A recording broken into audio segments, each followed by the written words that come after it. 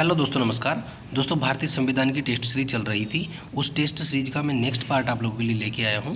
तो इस वीडियो में अपन प्रस्तावना से संबंधित टॉप मोस्ट प्रश्नों को सोल्व करेंगे और ये वो प्रश्न हैं जो पिछली परीक्षाओं में आए हुए हैं। तो दोस्तों, इस वीडियो को आप देख के एग्जाम में बैठिए, निश्चित रूप से आपको फ़ायदा मिलेगा। ठीक है। तो दोस्तों, ये 92 नंबर का क्वेश्चन है। मैं इससे पहले 91 क्वेश्चन सोल्व करवा चुका हूँ और मेरा टारगेट है मैं 1500 प्रश्न आपको टोटल सोल्व करवाऊँगा पॉलिटिकल में। तो ये प्रश्न आप देखना न भूलें दोस्तों। ठीक है। तो आइए, भारतीय गणतंत्र की 26 जनवरी 1950 को सही संवैधानिक वस्तु स्थिति क्या थी जब संविधान लागू किया गया था। तो दोस्तों, उस टाइम की जो वस्तु स्थिति थी वो क्या थी? तो वो थी दोस्तों संपूर्ण प्रभुत्व संपन्न लोकतंत्रात्मक गणराज्य। सी नंबर का ऑप्शन बिल्कुल राइट हो जाएगा दोस्तों। ठीक है, सी नंबर का ऑप्शन बिल्कुल राइट हो जाएगा। संपूर्ण प्रभुत्व संपन्न लोकतंत्रात्मक गणराज्य, ये हमारी वस्तु स्थिति थी दोस्तों, किसकी? संवैधानिक। ठीक है। नेक्स्ट प्रश्न देखिए आप, संविधान में हमारे राष्ट्र का उल्लेख किन नामों से किया गया है?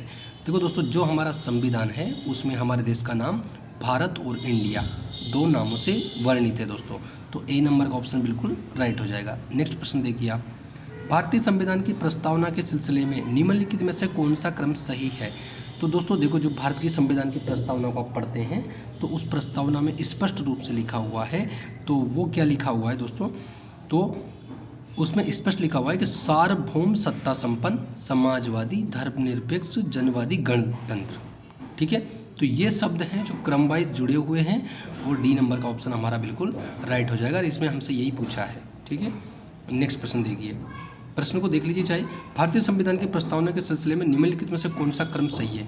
तो दोस्तों, जो बाकी के हैं ये सब उल्टे सुल्टे पड़े हुए हैं। ठीक है। तो क्रम से कौन पड़ा हुआ है? इसमें डी नंबर का पड़ा हुआ है, सार्वभौम सत्ता संपन्न जनवादी समाजवादी धर्मनिरपेक्ष जनवादी गणतंत्र। ठीक है। नेक्स्ट प्रश्न देखिए आप, निम्नलिखित में से कौन भारत को धर्मनिरपेक्ष राज्य वर्णित करता है? कौन भारत को धर्मनिरपेक्ष राज्य वर्णित करता है? तो मौलिक अधिकार, संविधान की प्रस्तावना, नवीं अनुसूची और राज्य के नीति निर्देशक तत्व। तो दोस्तों, जो संविधान की प्रस्तावना वो भारत को धर्मनिरपेक्ष राज्य वर्णित करती है। ठीक है दोस्तों। नेक्स्ट प्रश्न देखिए आप, निम्नलिखित शब्दों में से कौन सा शब्द सन 1975 में भारतीय संविधान की प्रस्तावना में सम्मिलित नहीं था? देखो दोस्तों, जो 1975 की बात है उस टाइम नहीं था। तो दोस्तों देखो, बंधुत्व, समानता, संप्रभु, ये तीनों तो उस टाइम पे सम्मिलित थे, लेकिन जो अखंडता शब्द था दोस्तों ये सम्मिलित नहीं था। तो डी नंबर का ऑप्शन बिल्कुल राइट हो जाएगा इसमें। ठीक है। और इस टाइम पे 3 शब्द जोड़े गए थे, वो मैं नेक्स्ट प्रश्नों में आपको अभी बताऊँगा। ठीक है। भारतीय संविधान की प्रस्तावना में भारत को किस रूप में घोषित किया गया है? तो दोस्तों, जो भारतीय संविधान की प्रस्तावना है उसमें भारत को किस रूप में घोषित किया गया है? तो दोस्तों, वो क्यों किया गया है? एक सार्वभौम समाजवादी धर्मनिरपेक्ष प्रजातांत्रिक गणराज्य। सी नंबर का ऑप्शन बिल्कुल राइट हो जाएगा। ठीक है। सी नंबर का ऑप्शन बिल्कुल कौन सा? एक सार्वभौम समाजवादी धर्मनिरपेक्ष प्रजातांत्रिक गणराज्य। दोस्तों, ये डिफिकल्ट शब्द हैं और इन शब्दों को आप बार बार पढ़ेंगे तब जाके आपको ये याद होंगे। ठीक है। भारतीय संविधान की उद्देशिका में संशोधन किया गया है। तो दोस्तों, भारतीय संविधान की उद्देशिका में जो संशोधन किया गया है वो 42वें संशोधन के द्वारा किया गया है। 42वां संविधान संशोधन हुआ था और 42वां संविधान संशोधन 1975 में। ठीक है।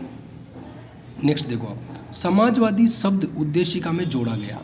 तो दोस्तों, कब जोड़ा गया था? ये 42वें संशोधन के द्वारा। ठीक है। 42वां संविधान संशोधन हुआ था, उसके द्वारा समाजवादी शब्द जोड़ा गया है। ठीक है। नेक्स्ट प्रश्न देखिए, समाजवादी तथा धर्मनिरपेक्ष शब्द संविधान की प्रस्तावना में सम्मिलित किए गए।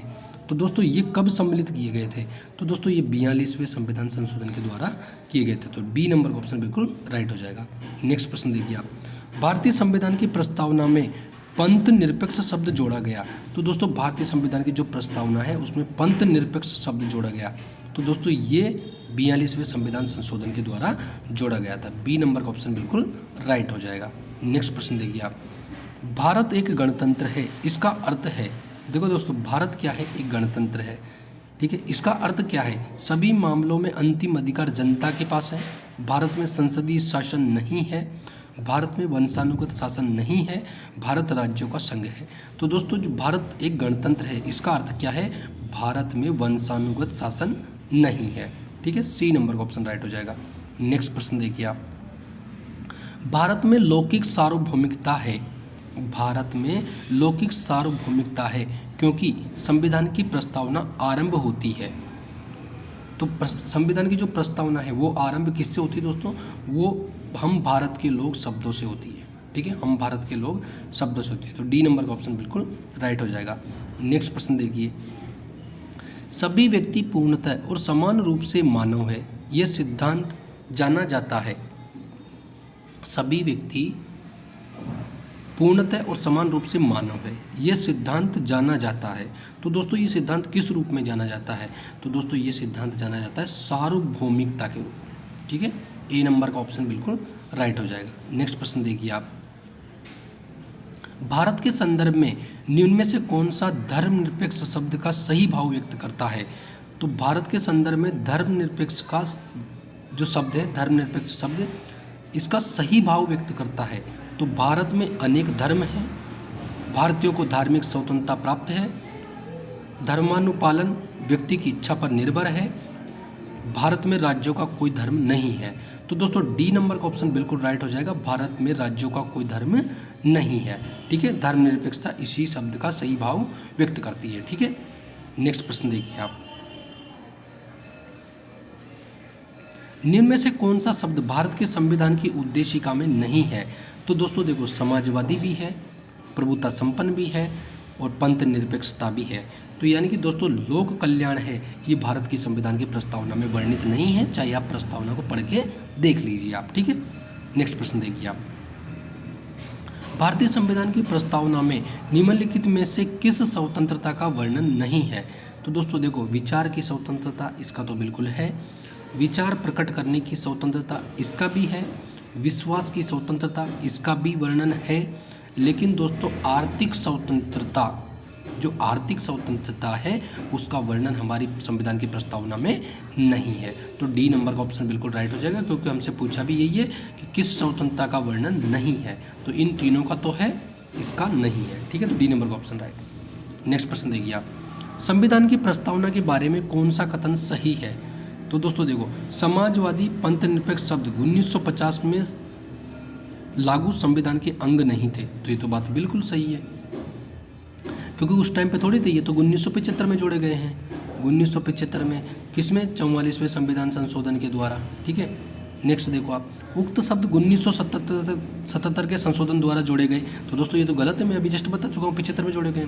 उक्त शब्द 1985 के संशोधन द्वारा जोड़े गए, तो ये भी बात गलत है। उक्त शब्द संविधान की प्रस्तावना के अंग नहीं है।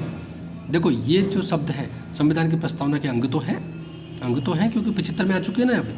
ठीक है, तो ये बात गलत है, यानी कि तीनों तो ऑप्शन गलत है, यही ऑप्शन बिल्कुल राइट है। ठीक है, नेक्स्ट प्रश्न देखिए आप, भारतीय संविधान का कौन सा भाग संविधान की आत्मा कहलाता है। तो दोस्तों जो संविधान की आत्मा कहलाता है वो क्या कहलाता है, उद्देशिका या प्रस्तावना। ठीक है, प्रस्तावना। ठीक है, और इसको एक और कहते हैं संविधान की कुंजी। ठीक है, संविधान की कुंजी। और ये भी किसको कहा जाता है दोस्तों, प्रस्तावना को। ठीक है, नेक्स्ट प्रश्न देखिए आप, निम्नलिखित में से किस वाद में उच्चतम न्यायालय ने धारणा प्रस्तुत की कि उद्देशिका संविधान का भाग है। देखो, उच्चतम न्यायालय ने धारणा प्रस्तुत की कि उद्देशिका संविधान का भाग है, मतलब किस वाद में। तो दोस्तों यूनियन ऑफ इंडिया बनाम कोहली वाद में, बनारसी दास बनाम स्टेट ऑफ यूपी वाद में, बॉम्बई बनाम यूनियन ऑफ इंडिया वाद में, और मलक सिंह बनाम स्टेट ऑफ पंजाब वाद में। तो दोस्तों ये बॉम्बई बनाम यूनियन ऑफ इंडिया वाद था।